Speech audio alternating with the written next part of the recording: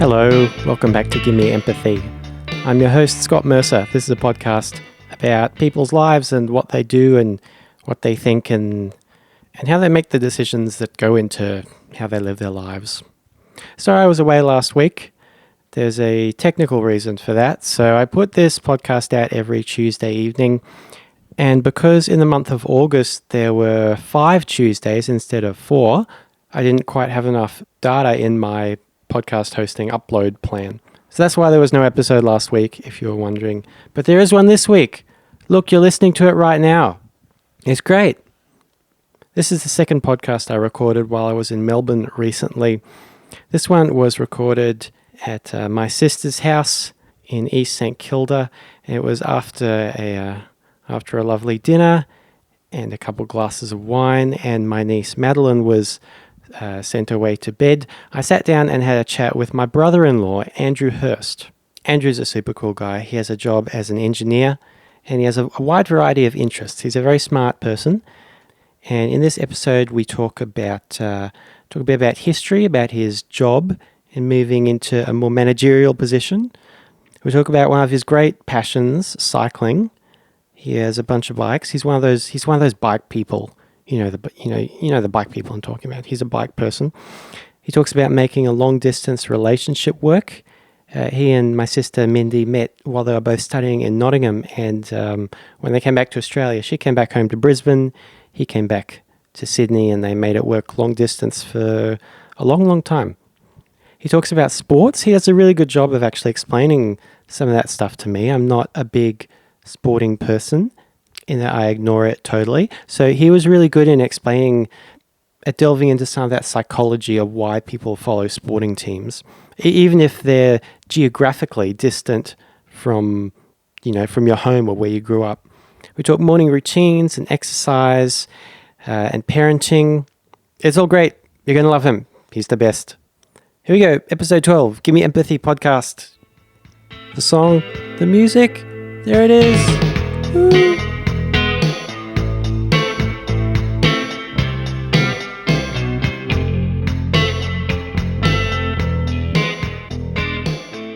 What's special about Friday? Friday's Egg Friday. Is that an arbitrary day, or do you need the extra protein on Fridays for some reason? No, that was a hark back to Miranda and I, when we were both working full-time and not seeing each other that much, and we decided to try and have a day where we would have breakfast together. And Friday was the best day to do it, end of the week, slowing down a bit, could always go in a little bit later. And something nice to cook for breakfast that's easy is eggs. I love eggs. So we started doing Egg Friday, and we've been doing that for a number of years now. When you say when you weren't together, so even if you were in different cities, would you both eat eggs on that day? No, while we were living together. Okay. But before we had Maddie, and both working full-time, working much longer hours, and we weren't seeing each other as often because of the hours we were working and not eating together as often, yeah. So you would make a point of having this one thing for breakfast together. Okay. Andrew, I normally, my first question for every guest on the podcast is, who are you and how do you know me? So my name is Andrew Hurst, and you are my brother-in-law, so my wife's brother. Do you remember when we met? I do remember my first trip to Brisbane vaguely. And we would have met in that first trip. I met the whole family on that first trip. It's a bit vague for me as well. I'm pretty sure it would have been at my dad's house. Yes, it was. It would have been over for dinner or something. We always stayed at your dad's house initially, didn't we? I don't think we stayed much at your mum's house. My sister Miranda is also in attendance for this interview. She's not on mic because she will have her own episode in which she will talk, but she'll be here offering meaningful looks to probably Andrew and myself throughout the podcast. Andrew, you're interesting to me because as soon as I met you and when I've witnessed you meeting people subsequently, you're a very affable person and you're always very able to easily find common ground with other people. Tell me a bit about some of your interests, because you have a very wide field of interests, and how that kind of helps you connect with other people. First of all, actually, I'm surprised to hear you say that because I've always seen myself as the opposite. It's funny how people view you compared to how you view yourself. And I have an older brother who I've always thought was far more affable, I guess is the right term, and much easier always found it easier to talk to people. So, first of all, I find that interesting. But yes, I do have a wide range of interests, mostly sport related. And I think that's something I've always found. If I find someone who has any sport interest, then I can definitely connect to them. That's first case. Other side interest, which is another interest which is quite different, and I guess maybe that gives me the ability to talk to a different set of people. I've always had an interest in history and world politics, that kind of stuff. And so that's, I think, certainly where we've found common ground. Yeah, because I'm not interested in sports at all. Exactly. I suppose those are my main interests. Yeah. And how did you develop these interests? So you grew up in a boy family. I guess sports makes sense. Yeah. In a family of boys. Are your other brothers also as interested in history as you are? No. I think that was something that I got from my mum. She's always had quite an interest in history, and she always. Well, I think she saw that I had a bit of an interest in it at first and pushed reading material towards me, which helped to sort of garner that interest. And then I was very fortunate to have a very good history teacher in year 10, and that cemented my love of history. And what I've always liked about history is that it's a very easy subject to teach yourself, to find out yourself. You don't need to be taught history. And you can really be as casual or as hardcore as you want about it as well. Like you can, if you're a filthy casual, you can kind of just go for historical fiction, I suppose, and still, get a bit of the background detail about whatever area you're into. If it's, a Viking romance or an ancient Roman whodunit. There are a few series of there's a few of them of those, or you can get really into it and read the hardcore nonfiction stuff, the textbooks and all that. What side do you gravitate towards? Would you say? I'm now on the dirty casual side. Yes, I'm now very much historical fiction, but I did start off very much more hardcore. The first subject that I studied at school, which really caught my interest, was the Second World War, and I read a lot of very, very dark Holocaust-related material, and I think that probably burnt me out from the hardcore side a little bit. I've then revisited some more hardcore stuff over the time, but I always find myself gravitating back to more historical fiction now because it's just a bit more palatable and easier to read when you're studying and you're at uni and you've got the time to really commit to a proper historical work. That's fine. When you're working a 45-hour week and trying to just do some reading before you go to bed, it just doesn't work. So the historical fiction helps. And you have what I would assume is a mentally taxing job. Yes, it is. What's your job? My title is Verification Manager, which means that I manage a team of engineers who are responsible for the verification program of a large defence project. Verification is the testing that must be done on a piece of defence equipment before the Army accepts it. So you make sure it works before it's put in the hands of people who won't know how to fix it if it isn't working. Pretty much. Well, we make sure that the Army are getting what they're paying for. I guess when it comes to the Army, the people who are using it in the end are not the people who are directly commissioning it, right? So that'd be higher ups who are saying, this is the kind of thing we need, you make it, and then it goes to the people below the people who commissioned it in the first place. What's that like in terms of, like, how do you balance between is it a bureaucrat who tells you what the project is going to be, what you have to design? It is. So we actually are. My company's direct customer is not the Army, it's actually the Department of Defence, right. So a public servant. And the public servant's customer is the Army. So it's quite a complicated setup. It does make it very difficult sometimes, and you have a public servant customer who has a particular idea of what the Army want, and then you have an Army user who actually has a different idea of what he wants, and trying to get everything to align, and then keep commercial interests of a contractor in mind as well. It can all be quite difficult. So do you get ongoing feedback from the Army users during your process? Depending on the project. So depending on the Department of Defence, sometimes they're quite lenient and allow you to have a lot of access to the end user, to the Army.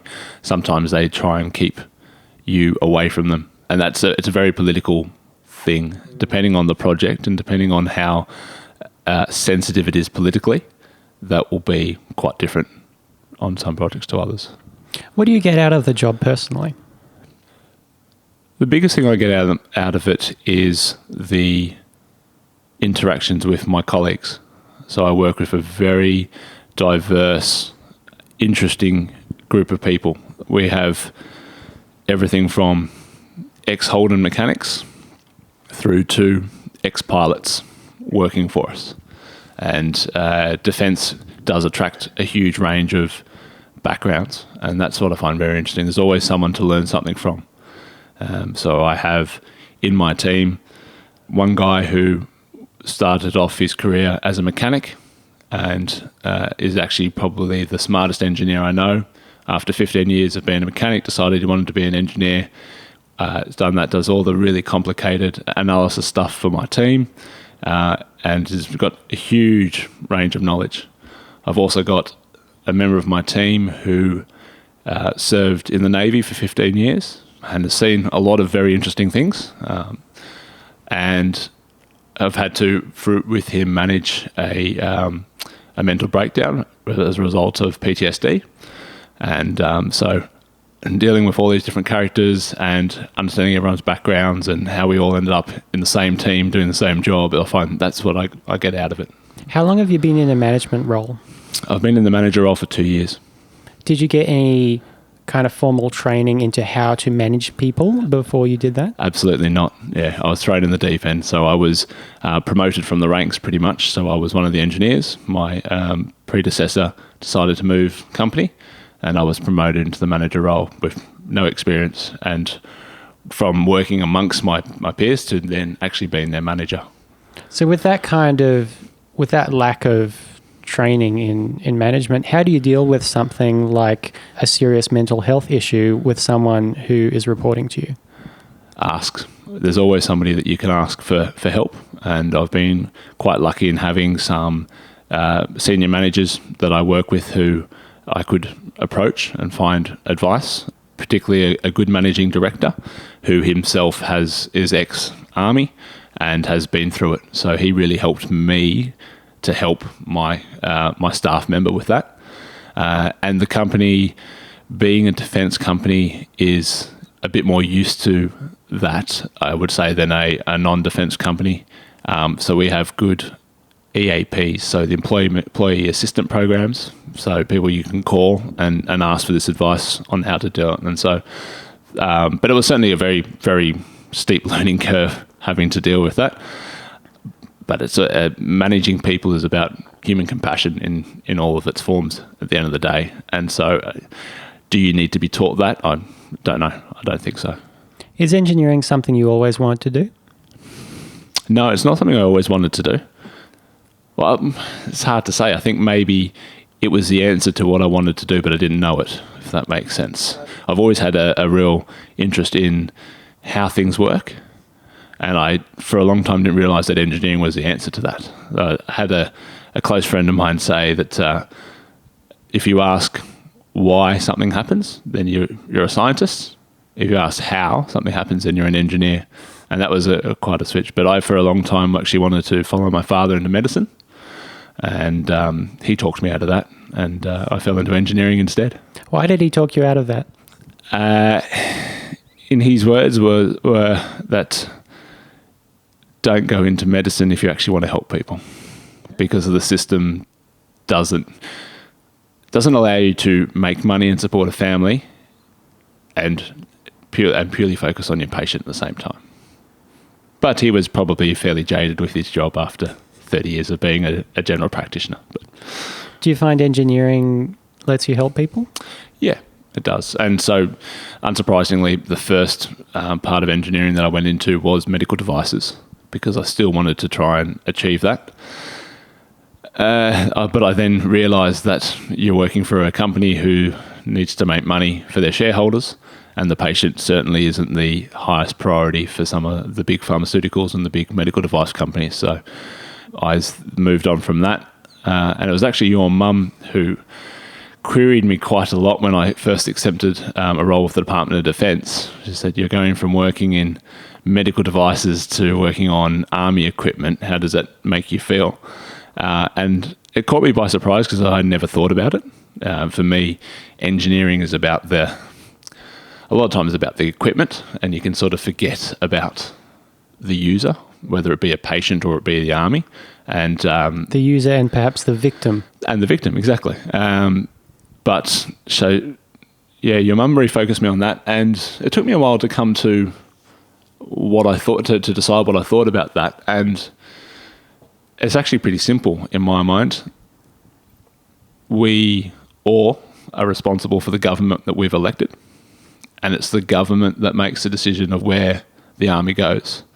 Your normal soldier has absolutely no say in what he has to do. And if I can do something to provide him with the right equipment, which gives him the best chance of coming home, then I think that's a worthy job. Yes, that may involve him killing another human being, which I don't condone, but it actually wasn't his choice to be in that situation.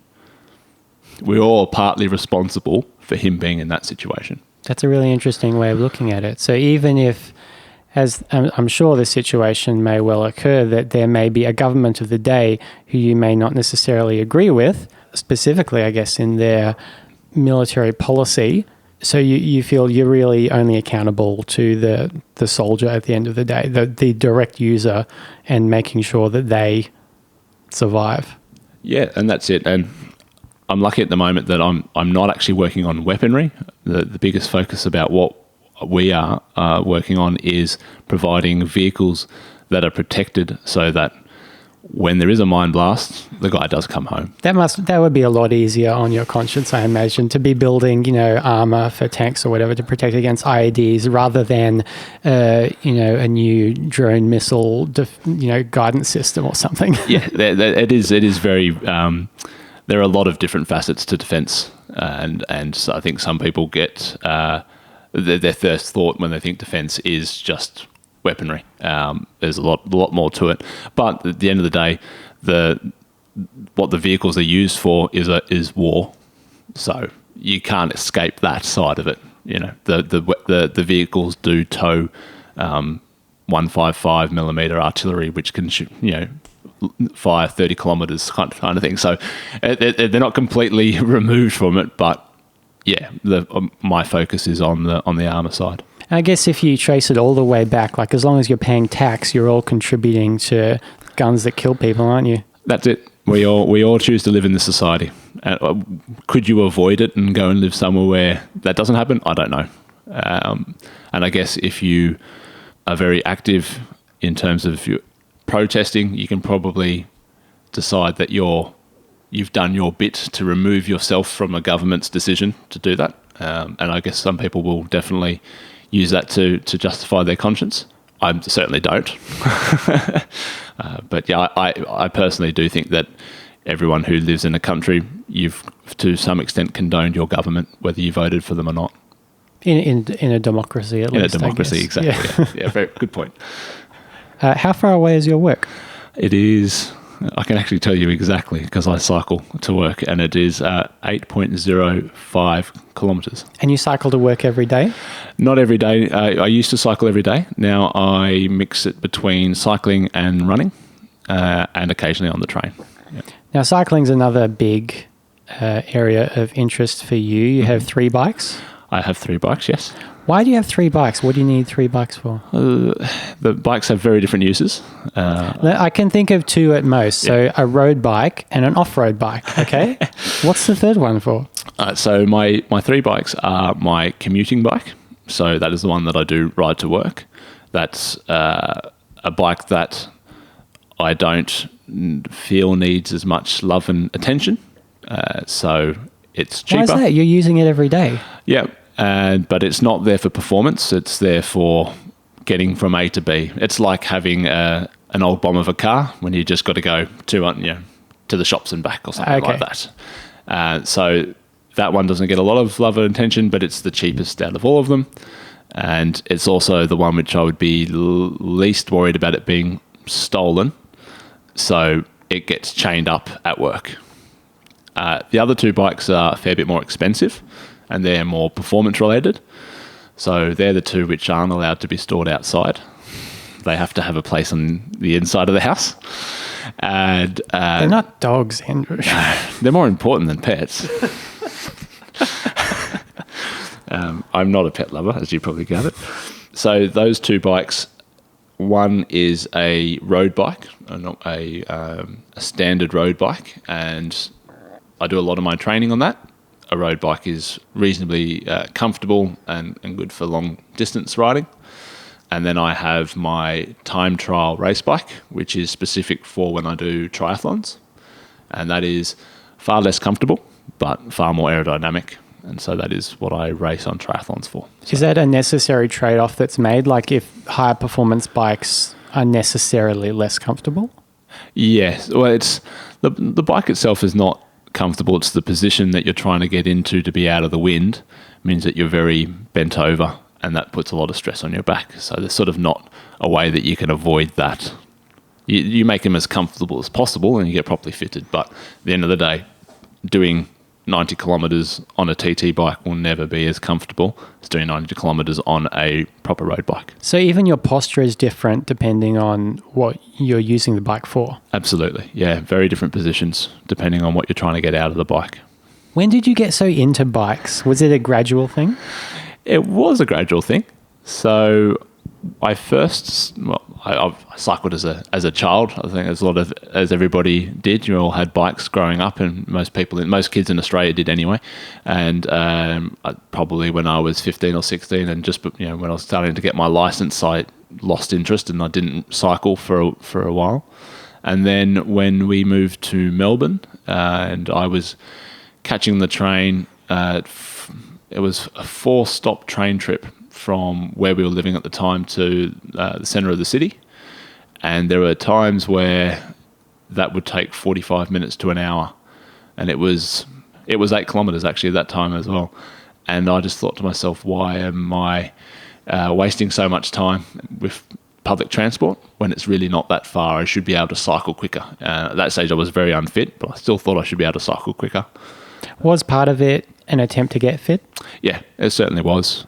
I have a family history of hypertension, and I was quite worried about my own blood pressure, and I was quite big at the time, and I thought that this would kill a couple of birds with one stone. You're certainly pretty trim and lean these days. Yeah, I've lost a lot of weight over the last, it would be 10 years. Yeah. Beyond the practical considerations of fitness and getting to work quicker, what else have you found about cycling that's really drawn you in? One of the biggest benefits that I didn't expect has been the improvements to my mental health and my ability to manage stress and conflict. That's partly exercise in general. That just helps me, and it's a great way to get exercise, but the repetitive nature of pushing pedals. I think a lot of people find that doing something which is repetitive and slightly mindless is a great way to clear the mind. And I certainly find that getting out on the bike and just not thinking too much and just focusing on what's around you. What do they call it now? Mindfulness? Yes. Yeah, so practicing mindfulness. I didn't realise that's what I was doing, but that's what I was doing. And cycling, for some reason, triggered that for me. So you don't listen to anything on earphones when you're riding? No, I'm very much against that. Is that dangerous? I think it's dangerous. Right. Yeah. So I think you need to be focused on what's going on around you. So when you're out there, are you actually thinking about things in your life, about whether that's ruminating on, things you did yesterday or things you're going to do that day, or are you purely in the moment, push, pedal? A bit of both. Depends on what my mental state is when I start the ride. So riding to and from work is very different to when I get up first thing in the morning and jump on the bike for a training ride. But yeah, when you spend 4, 5, 6 hours out on a bike at a time, and sometimes on your own, when you're not riding with anyone, you go through all the different phases. Times where you're just focused on what you're doing on the bike, and other times where you're trying to solve the world's problems. And I have actually solve the world's problems. Not the world's problems, but some of my work problems. I've come up with ideas or plans for of how to manage a particularly difficult member of my team, or a strategy I was going to try on Monday has certainly come to me while being on the bike.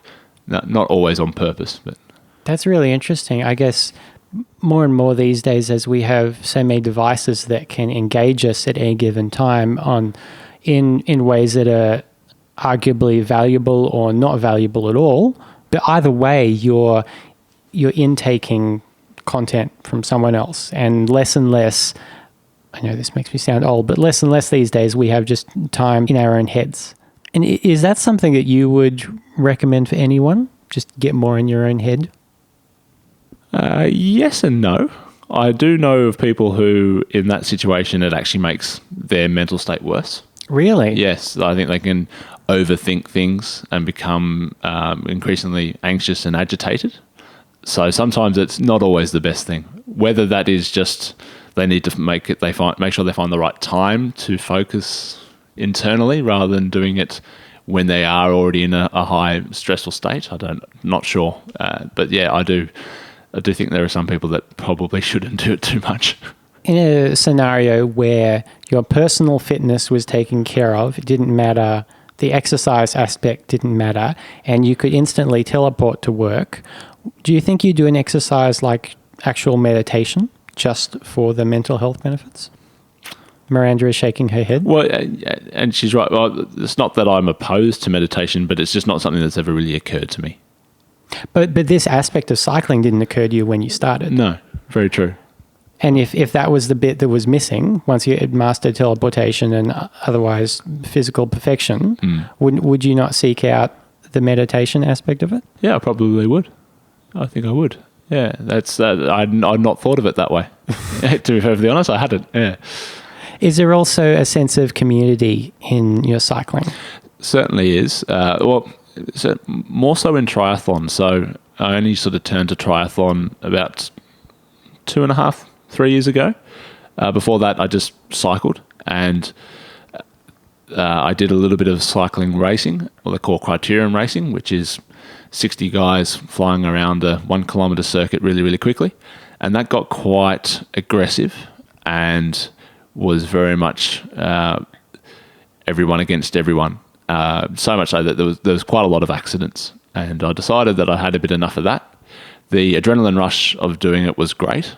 And the pushing yourself physically in that format was great. But once I tried a triathlon race, as a friend suggested I do, I saw that was far more about the community. And that's mainly because in triathlon, especially at the amateur level, you're racing yourself, not each other. It's actually more about going better than you did last time. But someone wins the triathlon, right? Yeah, well, someone does, but people are less focused on where you sit 1 to 10, because a lot of the times you're doing, especially if you're doing some of the longer distance stuff like an Ironman, it's just such a big event. Your focus is just to finish rather than how fast you did it or where you did it or where you come in the race. And so for a lot of what they call age groupers, which is just the amateurs, you're not actually worried about that person next to you or that person next to you. You're just worried about yourself. So triathlon is cycling, running and swimming, right? Correct. When you started triathlon, had you been doing much running and swimming?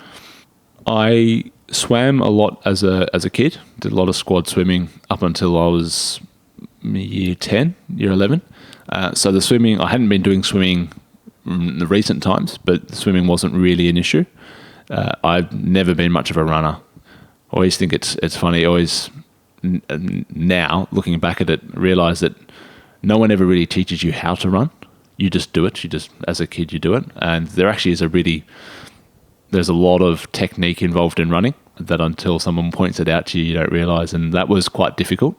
And I certainly had a steep learning curve on how to run. How did you learn how to run? First of all, just by getting out there and doing it, and then realising that I was hurting more than I should, or where I shouldn't, and took some pointers just from online, really, just Googling it. Being an engineer, I'm very much a data geek, focused on all the sorts of different data around there and trying to analyse biomechanically and that kind of stuff. So it was pretty natural for me to try and find that information out. Is your own body really fascinating as an engineer when you're doing things like strenuous physical exercise? Is it fascinating to learn about exactly what's happening and how to improve? Absolutely. And having studied physiology and anatomy and having just enough knowledge to be dangerous, it's you wouldn't design a mechanical structure the way that the body's designed. Simple as that, because it's not the most efficient way to do it. But if you designed the way you would design it as a designer, you probably wouldn't interact as well with the environment. And I guess that's how we've evolved. For instance, the simple way that we generate force through our arms and the levers that we use are inefficient, but that means therefore they're generating actually far more load and far more force than you realise. And it's hard to explain without drawing it. But yeah, that's... I read somewhere that you could actually bite off your finger, that it's possible for any human to bite off a finger using the same amount of force you generate by biting into a carrot. But we just don't, because there are so many mental blocks on causing self-harm. Like, is that sort of stuff true? Probably, yeah. I've not personally read that, but I can well believe it. Yeah, the amount of... And it's a reflex. It's the same as breathing is a reflex. You do all these things without thinking. So that certainly wouldn't surprise me. Everyone listening to this, start thinking about breathing now. Yeah. You're now thinking about your breathing. Exactly. And we should. I think we should. More than we do. So you said you studied anatomy and physiology. Like, was that at uni before you started on engineering? That was actually as part of my engineering. So it was at uni. So I completed a Bachelor of Materials Engineering, which is just a classic, one of the classic forms of engineering.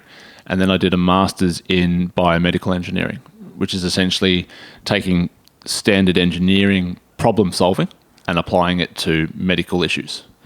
And so to be able to do that properly, you need to have a better understanding of what's happening in the body. So we studied physiology and anatomy alongside the trainee med students at the time, which was quite interesting. Do you ever do a project that tries to like redesign the human body from this starting point as an engineer and see how you can make it more efficient and everything? Not the whole human body. We did have a project in terms of designing a prosthetic arm, and that was like that. And that was where I really realised how inefficient the body's set up, and that's why I used the arm, because we actually did all the calculations. And so you started to realise that to generate the same force that the arm does, that we all do, you actually needed a really big motor, which would then weigh so much that you wouldn't want the prosthetic arm because it's just too heavy.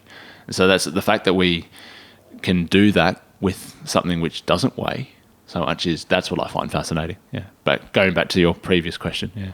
That's a very Darwinist look at things for a good Catholic boy, Andrew. I don't think that religion and evolution need to be separate.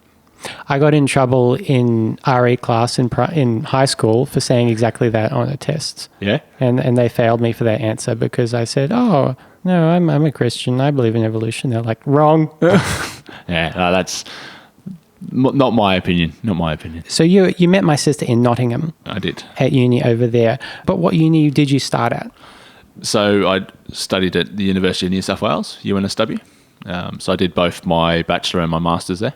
And you were on what was the program? How come you were doing part of it in Nottingham? So that was a personal choice. My university, as well as Miranda's university, did a student exchange program. And I I've always had an interest in travel. This is all about interest. That was always another one, and I think that was heavily linked to my history interest. I wanted to see the places of where all the stuff I read about was, and so I sought out the student exchange program and applied for it. And the university, so you picked 3 universities, and you got wherever down your preference list, depending on how many people applied for whatever. And University of Nottingham was my second preference. What was your first? King's College in London. That must be prestigious because I've heard of it. Yes, it is quite prestigious. And one of the issues was that they would only accept me for a year exchange. But because I had to come back and do my honours thesis, I could only go for 6 months. So that sort of ruled me out of going to King's. So you're only in Nottingham for 6 months? Yes, well, a semester, 1 semester. Ah, right. Yeah. Your memory is so foggy, you know. So the earliest memories I have of you and Mindy being together were that I suddenly had to keep driving Mindy to the airport all the time. Because once you and her, so you met in Nottingham while you're both studying, Mindy came back to Brisbane, you went back to your hometown of Sydney, and you would always be flying up and down to see each other. And yes. So I would often on Sunday nights be driving Mindy out to the airport constantly.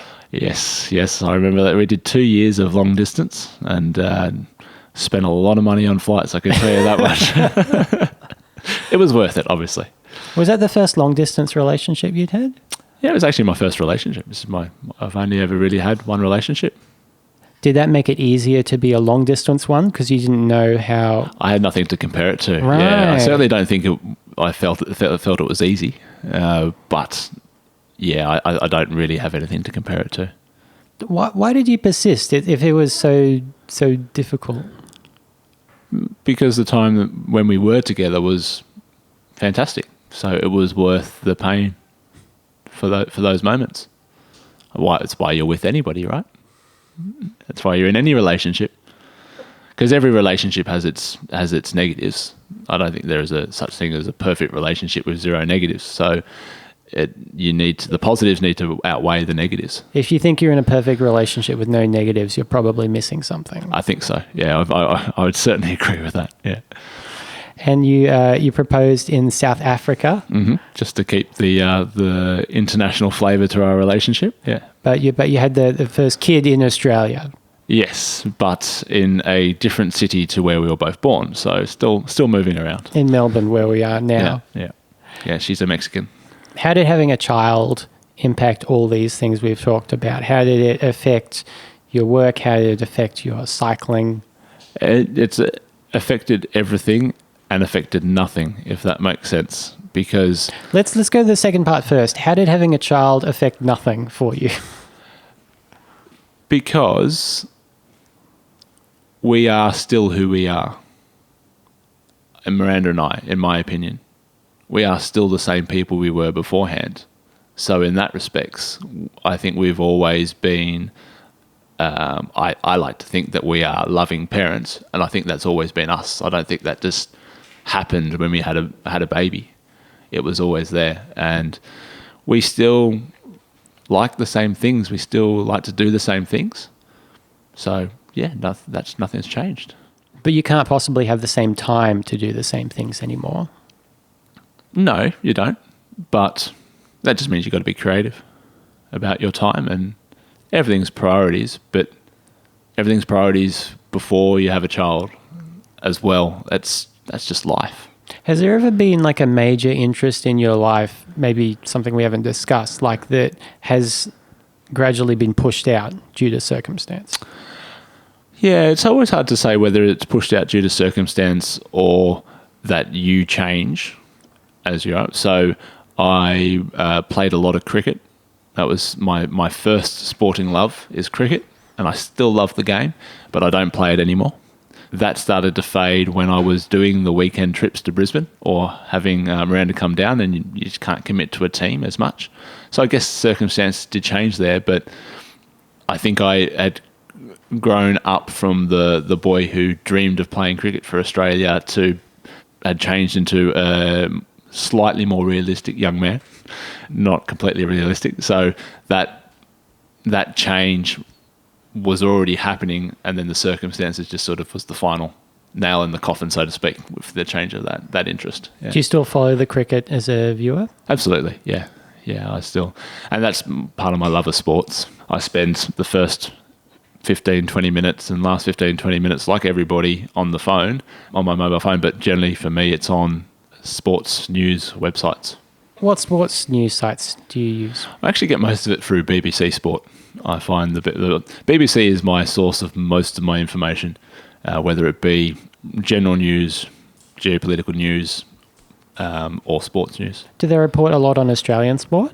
BBC is really good, actually. They look very varied across the world, so you get a good cross section. I actually avoid Australian media because I think we're too focused on Australians, and you don't get everything. Likewise with American media. You're a big fan of the Chelsea Football Club. I am. How does someone born in Australia develop such a fierce devotion to a club of a game that is not one of the biggest games in Australia, and for a club that is based on the other side of the world?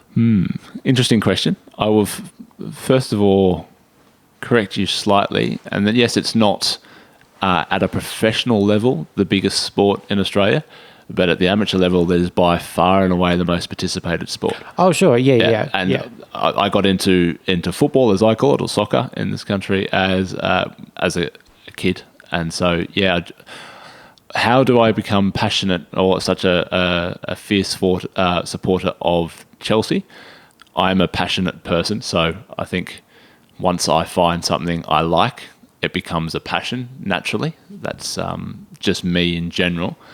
Why Chelsea? So my father is English, and when I was at the impressionable age of 8, he had some family come out and visit from England, and I was watching the football on SBS. That was all you could get back when I was 8, and he would have been my dad's cousin, and he was a Chelsea fan, and he just I think he gave me a ball and just made suggestions that Chelsea are a great team. And I was just at that right impressionable age. And it's quite funny because I'm one of 4 boys, and at least the 3 of us are very passionate about football, and we're all very passionate about different teams. But we all have one of those events when we were around about that 7 years, 8 years, that forced us down one particular team.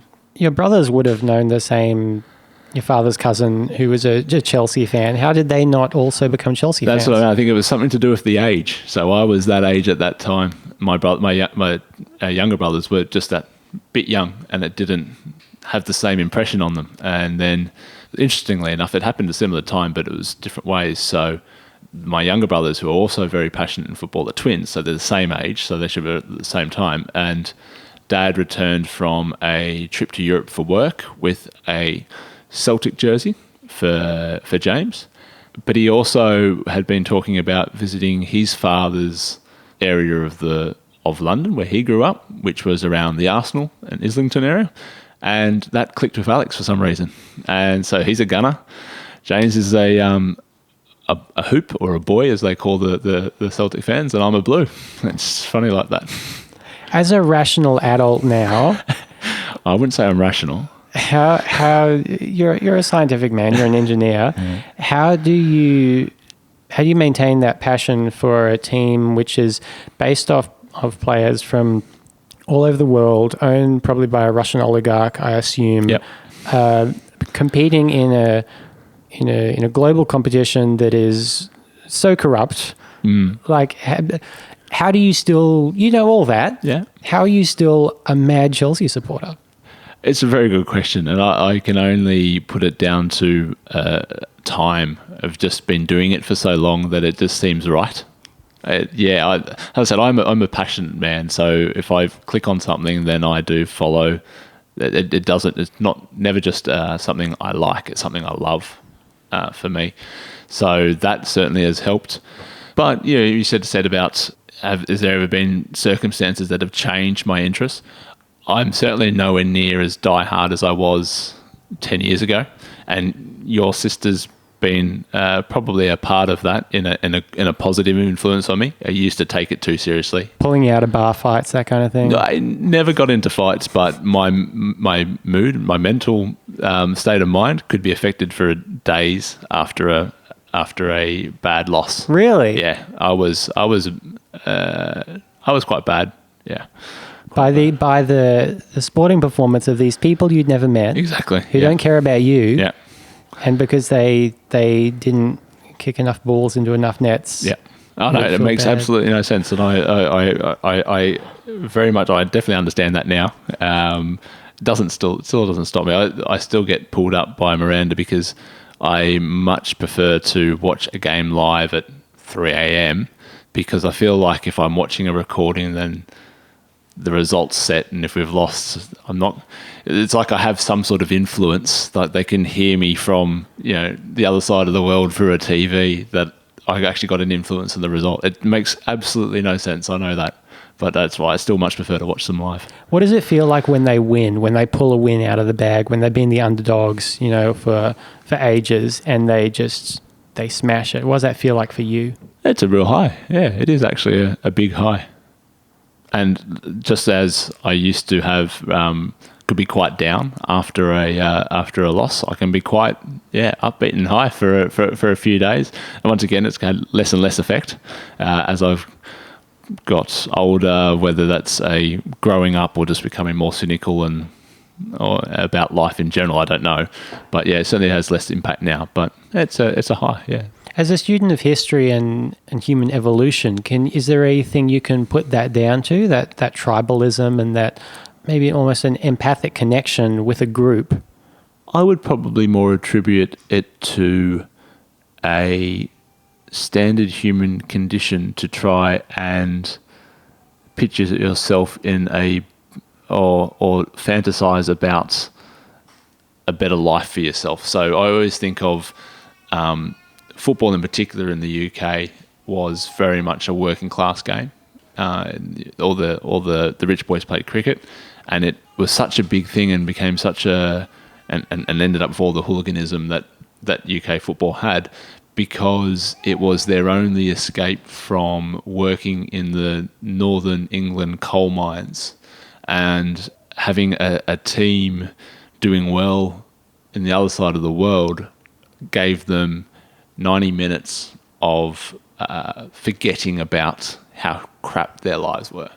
And I think at a basic level, every human being wants to improve their situation, always has something which they don't like about their life, and will find something to take their mind off it.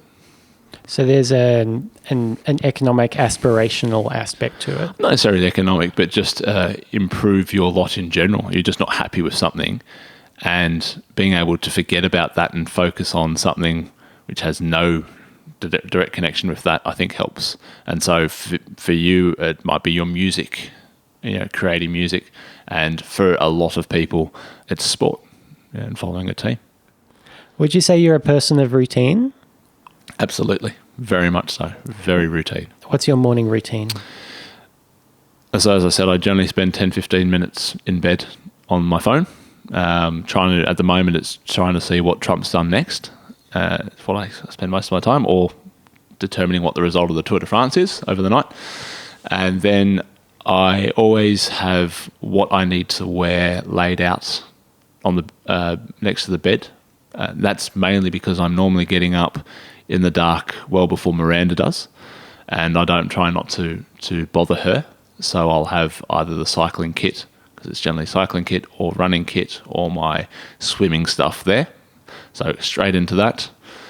The routine, I am very routine fixed, but it depends on the day. That makes sense. So on a Tuesday morning when I swim, the alarm goes off at 4:45, put the clothes on, I don't have anything to eat, jump on the bike and cycle straight to the pool and swim. How do you go doing something as physically intense as cycling almost as soon as you wake up? How long does it take your muscles to wake up? That depends on the weather a lot of the time, and actually the fitter I've got, the longer it takes.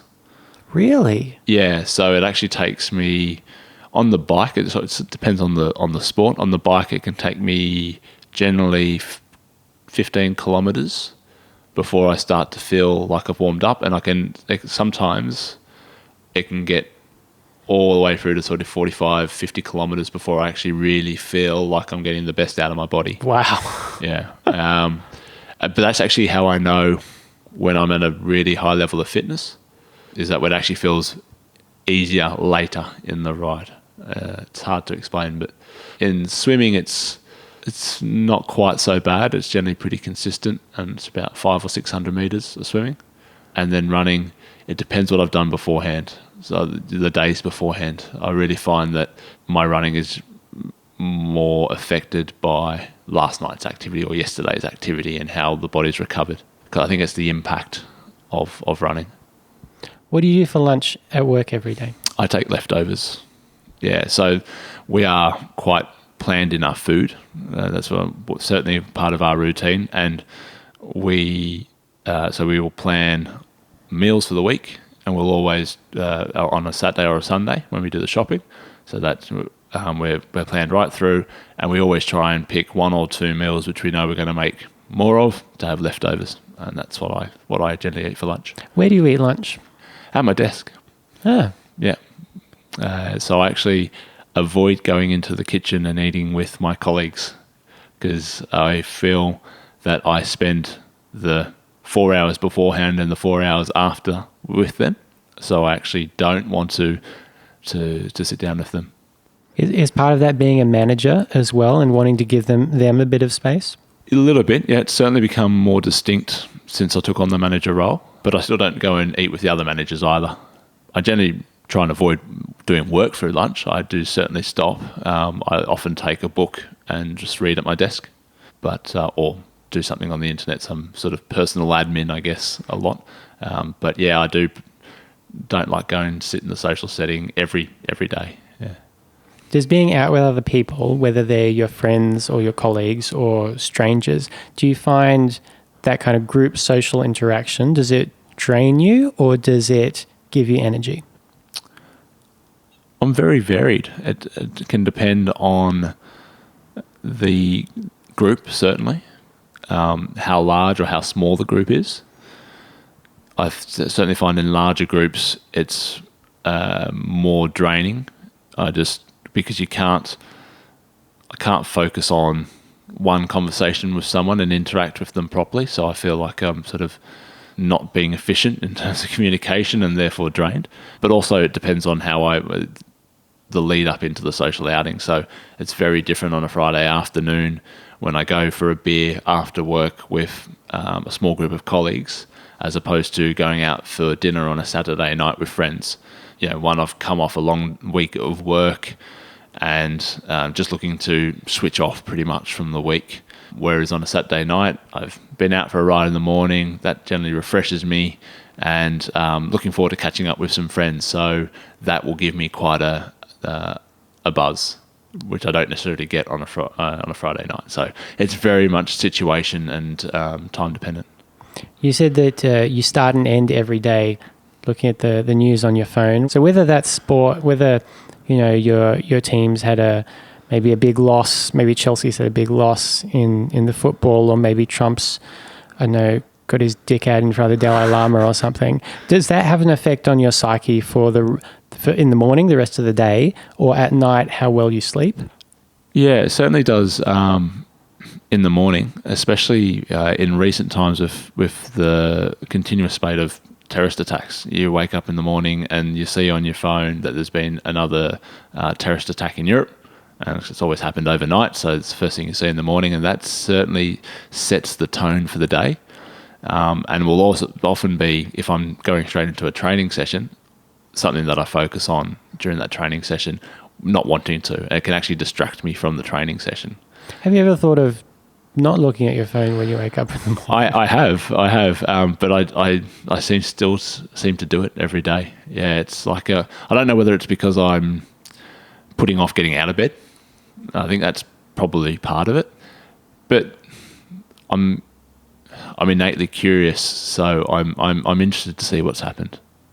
I'll share with you a little life hack I've had since moving house. I charge my phone in the bathroom every night, so I have to get out of bed to even get my phone. And once you're out of bed, like in winter, it's cold, so you got to keep moving. You don't want to just stand there shivering, Trump, Dalai Lama, Dick scandal. Yeah. Like you got to keep moving. So I'd need to get a separate alarm then, because I use my phone as my alarm. Oh, okay. Yes, but which is certainly something that can be done. Well, that's another measure that some people take to get them out of bed is to not have their alarm next to them, so they have to get out of bed. I've never, not never, but I don't normally have too much of an issue with that, because I've set the alarm for a reason, to get early to do something which is something that I love. So it's not always easy to get out of bed and go and do it, but I know why I've set that alarm, and so you just get up and do it. Other world events like the increase of terrorist attacks in Europe, the Trump election, and the associated rise of the alt-right, i.e. neo-Nazis in general across the world. You had a child last year. Has that been playing into your mind about what kind of world she's going to grow up in? Absolutely. And as a student of history yourself, I'm sure you would have seen the parallels in some of the talk going on in Europe with the pre-Second World War talk. So that does, since we've had Maddie, I'm far more worried about it. I don't think, even while studying history as a younger man and seeing that it looked pretty obvious that we were heading towards a third world war or another large conflict of some sort, that never worried me, probably fascinated me more than anything in watching it all play out and history repeat itself and humans once again proving that we don't learn from our own mistakes. Fascinated me. Since I've had Maddie, now it worries me. Did it come into your thinking at all before you had Maddie as to whether you would have a child? No, it didn't. And I don't think, it's hard to say now, but I don't think it would have stopped us or changed our decision to have a child. Why? It's hard to say. If the conflict had already started, it may have been different. But I don't think that you can rule your life with what might happen. Deciding to have a child is something you don't actually know what the outcome's going to be anyway. So worrying about a war that may or may not happen and letting that drive the decisions you make in your life, I think would be a wrong decision. Is part of it also believing that you can shape your child into a person who will make the world a better place? I think anyone who believes that they can do that is a little bit misled. We are a larger impact than other things, but I don't think we are as big an impact on our children's life as we sometimes think. I think there are so many factors that can influence them and so many things completely out of a parent's control. All you can do is provide them with a couple of tools on how to live their life. That's it. That's all you do. And the rest is up to them and the factors that they come across in their life. So no, that's certainly not a part of how I'm raising Maddie. Obviously I want to raise her as what I see as being a good child, but I'm not trying to raise someone who's going to find the cure for cancer. Did you have any discussions with Mindy before you had Maddie about how you would raise a child and in terms of instilling values? Before we had Maddie, Or since? Yeah, since. Yeah, we certainly have. So it's sort of progressed.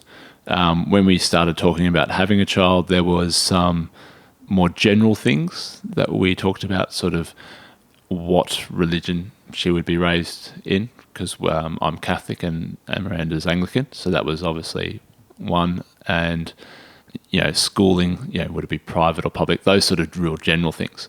But those are practical things, because they're about where you go to have your child baptized and what school you apply to. Yep. But in terms of how you will, I guess as you said, like you can't you can't necessarily really have that big an impact on whether your kid grows up to become Hitler or Gandhi, but you're going to, you're at least going to try and have some practical effort into being, don't hit that other kid, right? Yeah, but I think that's not so much about a conscious decision how you raise your child. That's just about how you live your life, because they learn by watching you, right? You're planning on instilling values by example. Whether you like it or not, that's how they learn. Really, that is how... I didn't know that beforehand, but I know that now. Maddie learnt everything by copying Miranda and I. So if we aren't living good lives in our actions, it doesn't matter what we tell her and tell her not to do something, she's going to go and do it. Simple as that. So has your behaviour changed because of that since you've had her? Yeah, I've definitely been a lot more conscious of my actions. Not sure whether I've certainly cut anything out. I've probably tried to swear a little bit less, and I think every parent, probably every father, goes through that anyway. I don't think it's changed how I act, but I am more conscious of how I act. And can you give an example? It's not so much on raising a good child, but the thing that she really has copied and learnt from us lately is kissing. She loves to kiss everybody and blow kisses, which is great. It's lovely. But it's actually made me really conscious, almost when I'm kissing Miranda, that Maddie's watching. And of course, the way you kiss your wife is different to the way you kiss your mum or you kiss your daughter. And so, yeah, that's made me think about that and thinking about how is she learning this? And does not necessarily change the way I kiss my wife, but it has made me think about it. And is she going to be able to differentiate those relationships? Well, obviously, we all learnt it, or at some stage. Learned to some stage to differentiate it. So I'm not too worried. I'm confident that it will sort itself out at some stage. Are you optimistic for Maddie's future in the 21st century? Broadly, yes. Yeah, I would say that she should grow up in a future with the ability to access more and more information and therefore make, hopefully, better and better decisions. Really, the decision you make is, once again, engineering coming out, is the input in is going to affect your output. And so decisions made 2,000 years ago when information being supplied and education was minimal would not necessarily have had be as, or considered by this day, as correct as a decision we would make now with more information at hand. The way we treat medical illnesses, for instance, you look back at leeches and all that kind of stuff that they used to do back in medieval times, didn't have the right information, so therefore the decisions weren't great. Theoretically, with more and more information available, decision making should improve. Yeah, but I feel like we've kind of hit a limit. The information available we have is exponentially increased, but I feel like our capacity to synthesize that into useful knowledge and the ability to pick and choose information that's going to be useful and to determine what is true and false has not kept up with the glut of information. I think you're doing the human race a disservice. And I think we've got far more capability to sift and filter information than we utilise. I think we can continue to improve in that. Yeah, so maybe in that I agree with you, but I don't think we've reached a limit in that. So it's just about changes in the way that we teach children, I guess, and that what they learn through school and continuing to increase education. So that's what, for me, that's what education is about having the toolbox to receive information, compute it, and then use that information and do something with it. That's what you learn. So we just got to continue to work on the methods that we use to teach that. So limitless education, Andrew. Yes. It's funny, I'm a huge fan of Sherlock Holmes and Arthur Conan Doyle, and there's a fairly famous line in, I think it's the first book, A Study in Scarlet, where he says, it's a conversation between him and Watson, and he likens the brain to an attic. Watson is amazed that Holmes doesn't know that the Earth revolves around the sun. Exactly. It's like, how can you be so intelligent and not know that? And there's a whole conversation about it. If I'm going to put a bit of information in, something needs to come out. I completely disagree with it. I love the character and I love the stories, but I couldn't disagree more with that statement. I think that there was a joke on The Simpsons once as well when, I'm going to butcher this, but it's like, he said, "Oh yeah, that's right, Marge. Like, remember that time I memorized the entire World Series winning team in 1936 and I forgot how to drive." Yeah, I don't remember that one, but it was it was when they went to a wine tasting, I think, and got really drunk at it. I'm gonna have to look up what exactly that was. Are you up to date with the Sherlock? That's the recent BBC series. Yes, the Cumberbatch one. Yes. Yeah. What did you think of the last season? A little disappointing. I thought that the first, that was the third series, wasn't it? I think it was the fourth. The fourth. I think the first two were very good. Yeah, I thought the second was awesome. Yeah. But I was a little bit disappointed with the last series. I really liked the earlier series where they were recreating the novels that I'd read in a modern setting. I feel like the further it got on, the more they were creating their own stories, which is not bad. But I liked A Study in Pink, which was a remake of Study in Scarlet, the Baskervilles one, where it was a military base. The Hounds of Baskerville. Yeah. So I can't remember what it was called in the series. I think it was called The Hounds, as opposed to The Hound of the Baskervilles. It was The Hounds of Baskerville. That's right. Yeah. So that was I really enjoyed those ones. Yeah. I think the last ones they've started to get that superhero creep of the stakes of every story escalating and escalating until they can't go back to just solving one murder anymore. Yes, very true.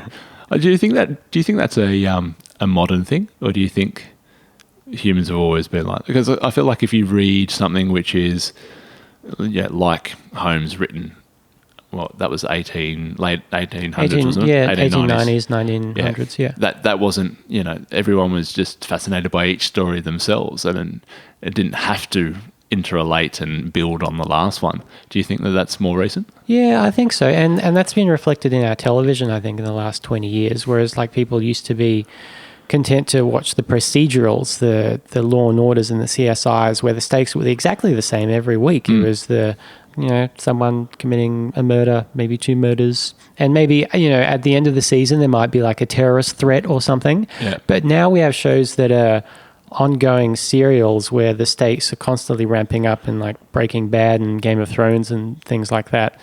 Yeah, I think it's becoming more prevalent. I hadn't really thought about that before. And that's why I think Miranda's a big one for the 5 series cutoff.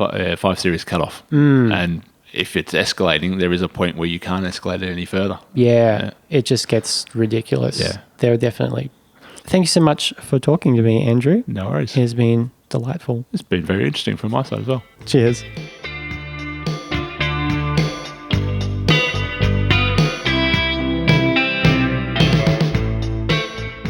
So that's my brother-in-law, Andrew. Cool guy. I really should record more interviews over a glass of wine. Most of them are done over a pot of tea because they're in the morning, but yeah. Show notes. It's a show notes time. Show notes. Just a few this week. First, is it possible to bite off your own finger? The short answer is no. So the force required to bite through a carrot is about 200 newtons. An adult human with a really, really strong jaw can bite with a force of almost 1200 newtons. But to even fracture your finger bone would require a whopping 1,485 newtons. And to sever it completely would require over 1,800. So, in short, no. You probably can't bite off your own finger. You could possibly bite through the skin, the muscle and the cartilage if you were really gnawing on it for a bit. But unless you're the James Bond villain Jaws, you can't bite your finger off. So don't try, okay? Don't do it. Just to prove a podcast host wrong. You're better than that. You're not that petty. The Chelsea Football Club, since 2003, has been owned by Russian billionaire Roman Abramovich. who is a close confidant and supporter of Russian President Vladimir Putin. His major business interests seem to be steel, nickel, and palladium. So, yes, I would call him a Russian oligarch. He's worth about $7 billion or so. The Simpsons episode I was talking about, I got a few things mixed up. It wasn't the episode they went to a wine tasting. I'm going to play you a snippet now, and you can see why I got confused, though. Every time I learn something new, it pushes some old stuff out of my brain. Remember when I took that home winemaking course and I forgot how to drive? That's because you were drunk. And how? That was from episode 22 of season 5, Secrets of a Successful Marriage. Thank you for listening to Give Me Empathy for another week. You can like the page on Facebook. Please do. That's how you can keep up with stuff and see the photos of all the people that I interview. You can drop me a line at gimmeempathypodcast@gmail.com. I'm also on Twitter @ScottMercer2. If you want to keep up with my ramblings, I don't really talk about the show on there. Just drop some nonsense every once in a while. You can hear me on the radio most Saturdays. If you're in Brisbane on 4ZZZ, 102.1 FM, 2 to 4 p.m. Or you can listen online if you're not in Brisbane at 4ZZZFM.org.au. You can listen back to past episodes and all that stuff. What else? I'm listening to some Ravel at the moment. I've continued with this new plan of recording intros and outros while standing up and listening to classical music through earphones. And tonight I am listening to Ravel. Let's see, what is it? Daphnis et Chloe, scene, Danse de l'Ancien. I can't pronounce any of this. I'm listening to some Ravel. Anyway, thanks for listening. I'll catch you again next week. Stay relevant. Stay relevant. Relevant? Am I allowed to make up a word for this? Stay relevant.